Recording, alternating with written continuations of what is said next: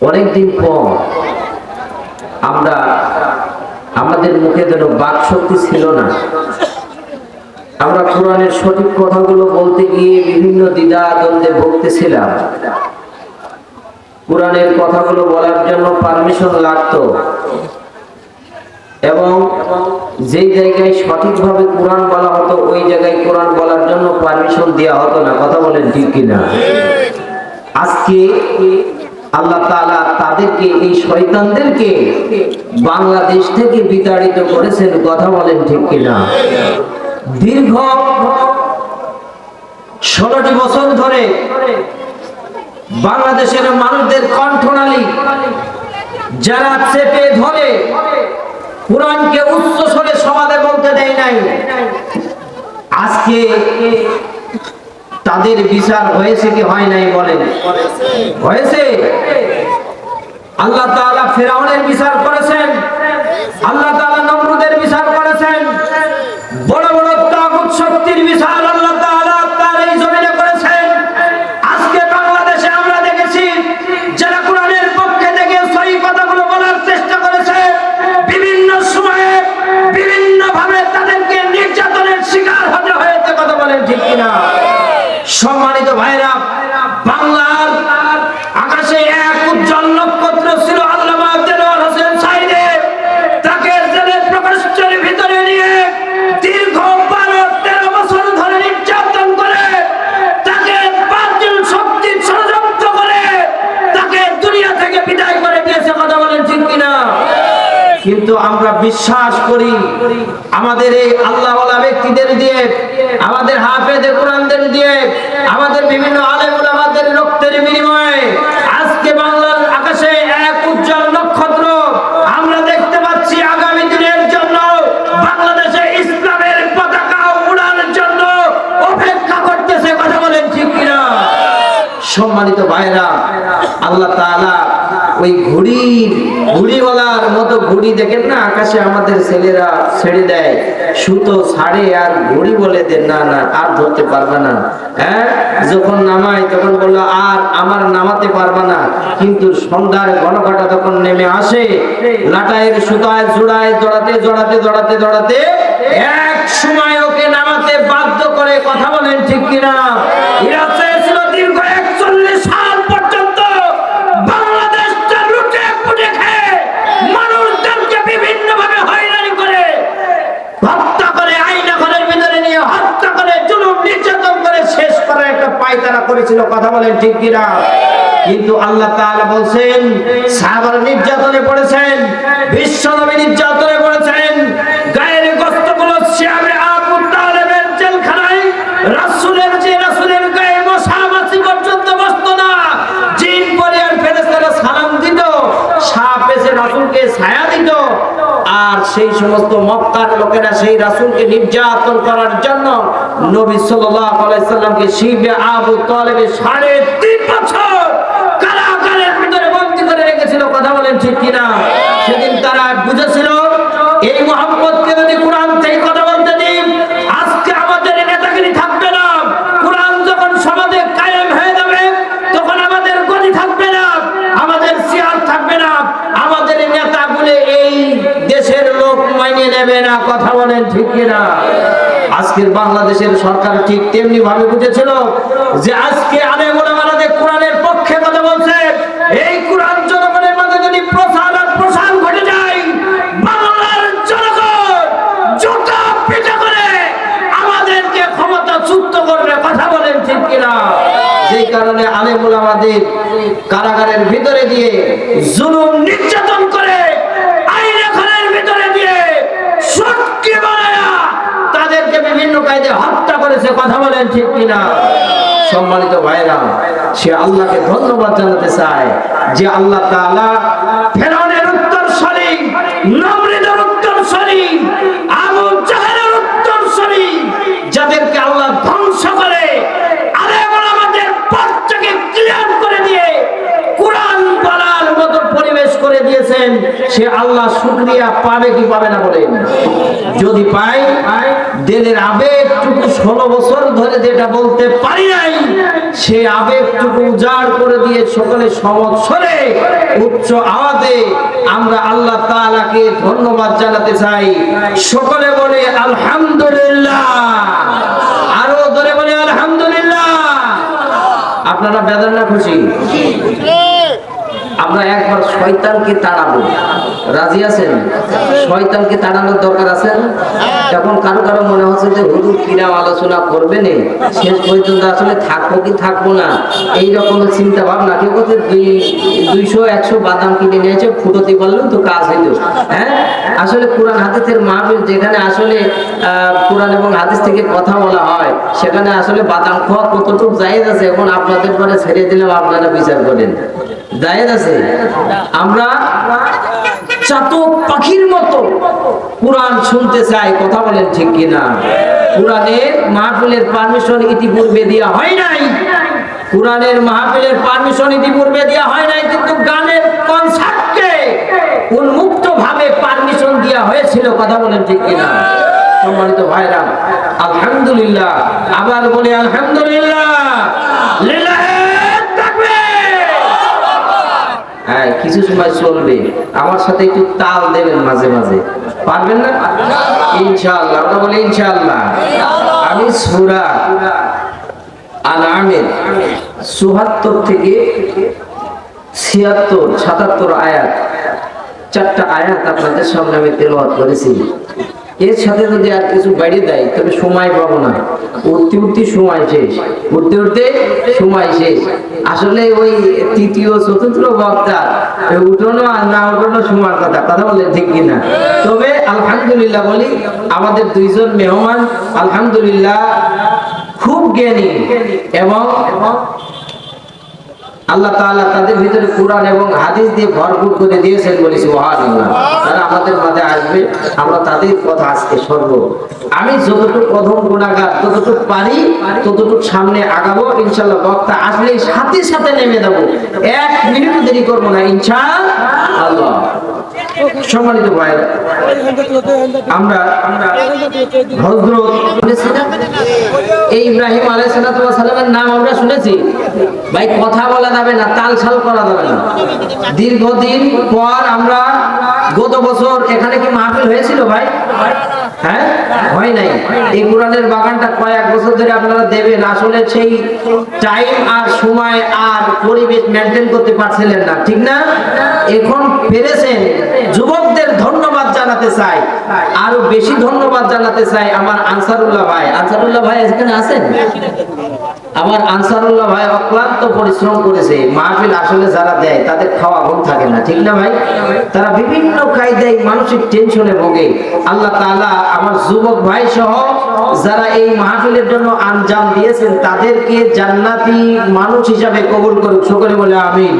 আল্লাহ তাআলা তাদের সময়, শ্রম আর টাকাকে আল্লাহ তাআলা সদকা হিসাবে কবুল করে নিক, সকলে বলে আমিন। আমরা হযরত পয়গম্বর ইব্রাহিম আলাইহিস সালামের নাম সকলেই শুনেছি, শুনি নাই? শুনেছি ভাই, একটু হ্যাঁ না জোরে জোরে বলেন। ইনি আমাদের কি হয় যেন? জাতির পিতা। হ্যাঁ, জাতির পিতা নিয়ে বাংলাদেশের মানুষের না বলে বঙ্গবন্ধুকে আমাদের জাতির জনক পিতা এমন কায়দায় বলা খরচ করে দিয়েছিল, যদি তার সম্মানের এদিক ওদিক হয়ে যায় তার বিরুদ্ধে 10 বছরের জেল ডেকে দিয়েছিল রাষ্ট্রপক্ষ। বিশ্বনবীর চরিত্র নিয়ে কথা বলে, তার চরিত্র নিয়ে কটূক্তি করে, দেশের প্রাইম মিনিস্টার মুসলিম দাবি করে, অথচ তার গায়ে জ্বালা ফালা লাগে না, তার বিরুদ্ধে কথা বলে না, কারণ তার বিরুদ্ধে কথা বললে আমার মামু বেদার হয়ে যাবে, কথা বলেন ঠিক কিনা? এই মামুদের খুশি করার জন্য আমার বুবু আর খালা এমন রাজ্যে বসেছিল যে যাই হয়ে যায় যাক, মামুরা যাতে খুশি থাকে, কথা বলেন ঠিক কিনা? জাতির পিতা নিয়েও আমরা সংশয়ে ছিলাম। এই ইব্রাহিম আলাইহিস সালাম মুসলিম মিল্লাতের পিতা, কথা বলেন ঠিক কিনা? আমাদের জাতির পিতা কে? ইব্রাহিম আলাইহিস সালাম। এই ইব্রাহিম আলাইহিস সালাম ছোট্ট বালক, কি বললাম? ছোট্ট বালক। ভাই আমরা একটু জিকির করি, আর সামনে ওই পিছনের ভাইগুলো একটু সামনে চলে আসেন, আল্লাহর হস্তে চলে আসেন। লা ইলাহা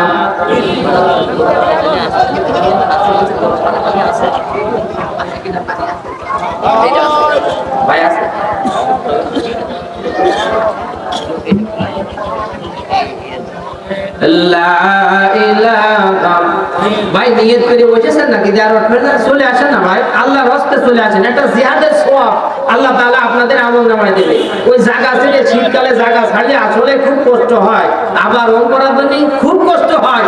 আমরা এক সময় সামনে বসেছিলাম, আমরা জানি, কিন্তু জায়গাটা ছাড়িয়ে দিয়ে সামনে আসবেন, একটা জিহাদ করলে যে সওয়াব হতো, আল্লাহ তাআলা জায়গাটা আরামের জায়গা ছাড়িয়ে দিয়ে আমার সামনে আসার কারণে আল্লাহ তাআলা আপনার আমলে ওই সওয়াব দেবে। এই জন্য একটু আসি ভাই, আসি, বারবার কথা বলা যাবে না। সামনে এই মুখগুলো আমি দেখব, আমার এই সোনার মুখগুলো, সোনার যুবক আর মুরব্বীদের দিকে দেখে আমি আল্লাহ তাআলার কাছে দোয়া করব, আল্লাহ তাআলা তাদেরকে যেন দ্বীন ইসলামের জন্য কবুল করুন। সকলে বলে আমিন। তাহলে আমাদের জাতির পিতা কে? বাংলাদেশে জাতির পিতা সম্মানটা অক্ষুণ্ণ রাখার জন্য, সারা জীবনের জন্য এটা অক্ষুণ্ণ রাখার জন্য বাংলাদেশ সরকার চেষ্টা করেছে কি করে নাই বলেন? ঠিক আমাদের জাতির পিতা যখন জন্মগ্রহণ করবেন তার আগ দিয়ে নমরুদের রাজ দরবারে একজন জ্যোতিষী ছিল। আগের রাজাদের কিন্তু জ্যোতিষী ছিল। এই জ্যোতিষীরা বলল, সম্রাট বাদশা নমরুদ ও আমাদের মালিক, আমরা আপনার গণনায় দেখতে পাচ্ছি কিছুদিনের ভিতরে আপনার রাষ্ট্রে এমন একটা যুবক, এমন একটা সন্তান জন্মগ্রহণ করবে যে সন্তান আপনার রাজ্যটাকে ছিনাইয়া নেবে। কি করবে? আপনার রাজ্যটাকে ছিনাইয়া নেবে, আপনার কর্তৃত্ব, আপনার গদি আর থাকবে না।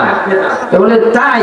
তাহলে কি করা যায়? তোমরা এখন ওই যে আমাদের দেশে মাঝে মাঝে আদমশুমারি করে না, করে যে কয়জন আপনার পরিবারে ছেলে কয়টা মেয়ে কয়টা, হ্যাঁ, আবার কয়জন মহিলা প্রেগন্যান্সিতে আছে, এই সব গণনা কিন্তু আমাদের দেশে হয়। ঠিক নমরুদ ঠিক ওই কায়দায় গণনা শুরু করলো যে এত মানুষ গুনার দরকার নাই, আমার রাষ্ট্রের ভিতরে কারা প্রেগন্যান্সিতে আছে তাদের একটা লিস্ট আমি চাই। ভাইরা আমার, একজন দুইজন করতে করতে 50 থেকে 80,000 মহিলা তার রাষ্ট্রের ভিতরে, বিস্তীর্ণ এলাকা তার রাষ্ট্রের ভিতরে 80,000-এর মতো মহিলা প্রেগন্যান্সি। এবার তার ওই মিস্টার নমরুদের একজন প্রধান সেনাপতি ছিল, নাম ছিল তার আজব। কি নাম? আজব।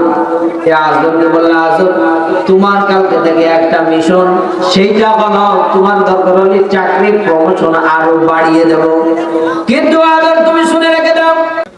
ভাই জানেন আমার, নমরুদ বলল, আজব তোমার যে পদ আছে, পদটা আমি দরকার হলে একদম আমার পাশে চেয়ার তোমার এনে দেব, কিন্তু আমার গদি যেন ঠিক থাকে। কথা বলেন ঠিক কিনা? যেন আমাদের দেশের প্রধানমন্ত্রীর পাশের গদি ছিল উবাইদুল কাকা। ও মামু খেলা, কত খেলা করতে চাই না মামু, কিন্তু ভাগ্যে ভালো না, বাংলার মানুষের দুর্ভাগা কপাল। মামুরে কত খেলা করার জন্য কত মাঠ পাইলো, ফাঁকা মাঠে গোল দিয়া মামু ঘনবসতির কাছে এসে মামু খেলা করে গোল দিতে পারল না। কথা বলেন ঠিক কিনা? মামু মাঝে মাঝে বলতো খেলা হবে, খেলা হবে। ভাইরাল মামু উবাইদুল কাদের ছিলেন আপনারা?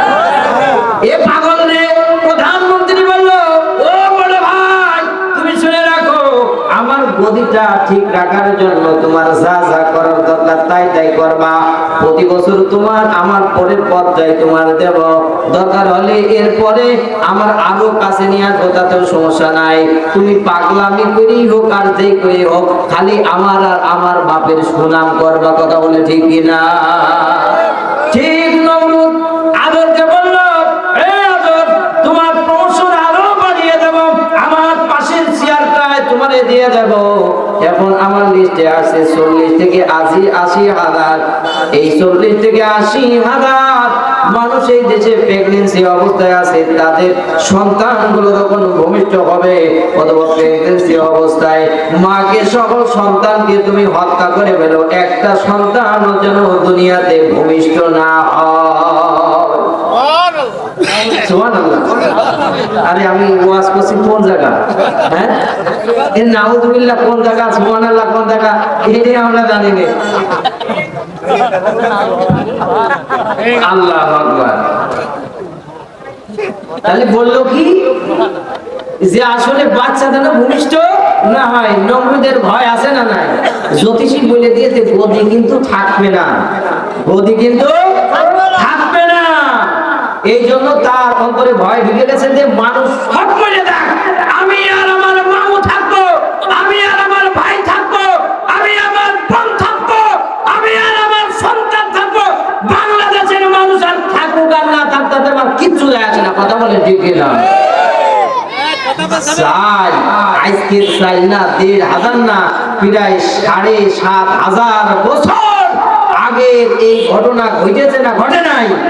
ষড়যন্ত্র শয়তান আইতে করছেন, মনে করছেন ওই যে আমাদের আব্বা আদম আলাইহিস সালাম জান্নাতে দিয়েছিল, ও তো ভালো লাগেনি, ও জান্নাতে বের করে দিয়েছে আর আমার আব্বার জান্নাতে ঢুকিয়ে দিয়েছে। কথা বলেন ঠিক কিনা? বলে আদম তুমি সম্মান পেলে আর আমি অসম্মান হয়ে আমি শয়তান হয়ে গেলাম, তোমারে জাহান্নামে না নিয়ে যাব না। আল্লাহ তাআলা বলল যে বান্দারা পাপ করবে, মাফ চাইলেই আমি আল্লাহ তাআলা মাফ করে দেব। বলি সুবহানাল্লাহ। আল্লাহ তাআলা মাফ করতে পারেন কি পারেন না? আমাদের সে দয়া বেশি না কম? হ্যাঁ। এই শোনা, আপনার লাইট মারার দরকার, এইদিকে আসেন। শোনা সম্মানিত ভাইরা, তাহলে বললো ও মানুষ সব মরে গেলেও আমার কিছু দায় আসে না, কিন্তু আমার গদিটা ঠিক থাকার দরকার। কথা বলেন ঠিক কিনা? আদর একটা একটা করে প্রেগন্যান্সি মহিলাদের ধরে ধরে একদম ডাইরেক্ট চাকু মেরে হোক, তার জবাই করে হোক, শেষ করে দেওয়া শুরু করলো। ছোট্ট ছোট্ট বালক, কিছু বালক আছে যাদের বয়স ৫-৬ বছর হয়ে গেছে, ৪ বছর হয়ে গেছে। কলিজার টুকরা ভাইরা আমার, যাদের সন্তানগুলো এখনো ভালোভাবে কথা বলতে পারে না, আদো আদো ভাষায় কথা বলে, যারা আব্বাকে আব্বা বলতে দে আব্বা হয়ে যায়, দাদাকে দাদা বলতে দে অন্য কিছু হয়ে যায়, মাকে মা বলতে এখনো ভালো পারে না, ওই কলিজার টুকরা সন্তানের মুখের ডাকটা শোনার জন্য আমাদের কলিজাটা ঠান্ডা হয় কি হয় না? বলে অনেক কলিজার টুকরা মায়ের কাছে সন্তানগুলো নিয়ে এই আসর হত্যা করে ফেললো নমরুদ। এরপরে নমরুদ আবার এলাকায় খোঁজ লাগালো আর কে প্রেগন্যান্সিতে আছে। সম্মানিত ভাইরা আমার, একটা দিন ধার্য করলো, এই দিনের ভিতরে যদি কেউ স্ত্রীর সাথে সহবাস করে, ও মিস্টার নমরুদ তুমি শুনে রেখে দাও, আজকে রাত্রে আমার গণনায় দেখতে পারছি, আজকে রাত্রে তোমার তোমার দুশমন আজকে রাত্রে মায়ের গর্ভের ভিতরে যাবে। বলি সুবহানাল্লাহ। ভাইরা আমার, আদরকে নিরাপত্তার পরে বসিয়ে দিল, সকলকে তার স্ত্রীর কাছে দেওয়ার জন্য নিষেধ করে দিল। রাত যখন গভীর হয়ে গেল, 1 ঘন্টা 2 ঘন্টা, রাত 8টা 10টা 12টা চলে যায়, 2টো 3টে পর্যন্ত চলে যায়, মিস্টার নমরুদের চোখে কোনো ঘুম নাই। এলাকার সৈন্য বাহিনীদের পান্ডের রিপোর্ট জারি করে দিয়েছে, যেইভাবে আমার দেশের প্রতিটা মাহফিলে সরকার পক্ষ বিগত বছরে, সম্মানিত ভাইরা, প্রতিটা মাহফিলে কোরআনের মাহফিলে 144 ধারা জারি করেছিল। কথা বলেন ঠিক কিনা? এই দেশ থেকে আল্লাহু আকবারের ধ্বনি উঠানোর জন্য, কোরআন উঠানোর জন্য বিভিন্ন কায়দায় পায়তারা চালিয়েছে। কথা বলেন ঠিক কিনা? কিন্তু আমার আল্লাহ তাআলা বলেছেন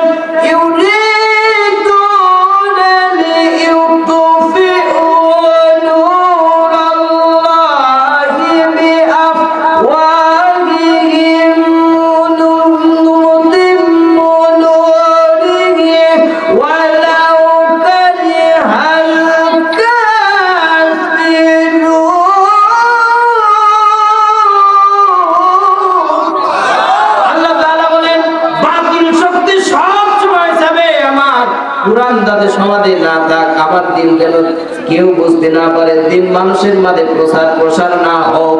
আর আমি আল্লাহ তাআলা ওরা নিভিয়ে দিতে চাবে, যত পাই তারা ষড়যন্ত্র করে নিভায় দিতে চাবে, অত গতিতে আমি আল্লাহ তাআলা আমার মহাগ্রন্থ কোরআনুল কারীমকে মানুষের সামনে উপস্থাপন করব। বলি সুবহানাল্লাহ। এই কোরআনে 144 ধারা জারি করেছিল সরকার, সেই সরকার নিভে গেছে, কোরআন আমাদের মাঝে চলে উঠেছে। কথা বলে সম্মানিত ভাইরা, আল্লাহ তাআলা তার দ্বীনকে উঁচু করতে চায়। এই শয়তান যতই নিচু হোক, নিচু করতে চায়, এটা কি নিচু হবে? আমার আল্লাহ তাআলার দ্বীন উঁচু হবে না নিচু হবে? কথা বলেন। প্রহরী বসিয়ে দিল মনে মনে, সেনাবাহিনী বসিয়ে দিল মনে মনে, যাতে কোনো স্ত্রীর কাছে কোনো স্বামী না যেতে পারে। আর যদি কোনো স্বামী কোনো স্ত্রীর সাথে মেলামেশা না করতে পারে, তাহলে আজকের রাতে অন্তত আজকের রাতটা টেকে নিতে পারলে আমার দুশমন আর জমিনে আসবে না। কথা বলেন ঠিক কিনা? রাত যখন গভীর হয়ে গেছে, আল্লাহ তাআলা জিবরাইল আলাইহিস সালাতু ওয়াস সালামকে বললেন, জিবরাইল একটুখানি ডানাটা মেলিয়ে নমরুদের মাথার কাছে একটু বাতাস দিয়ে দাও। আমি আল্লাহ তাআলা চোখে ঘুম ধরানোর মালিক, আমি আল্লাহ। কথা বলেন ঠিক কিনা? আল্লাহ তাআলা বলেন, দুনিয়ার সব মানুষকে আমি ঘুম পাড়াই, কিন্তু আমি তোর মালিক, আমি কখনো ঘুমাই না। কথা বলেন ঠিক কিনা?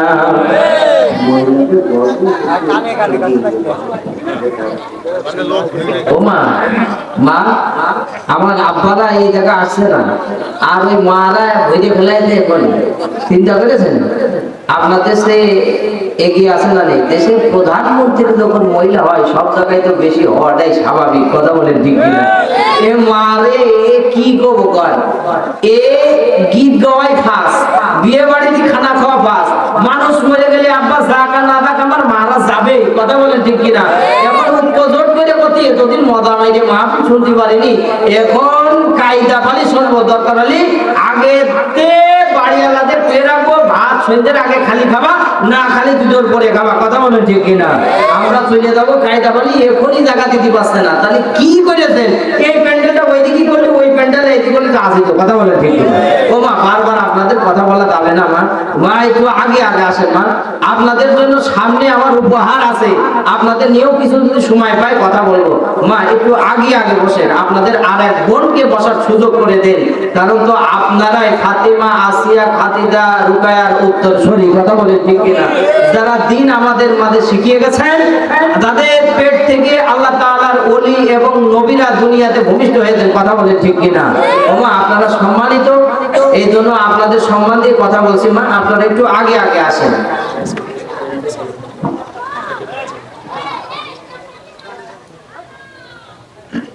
আমরা সকলে আলহামদুলিল্লাহ বলি।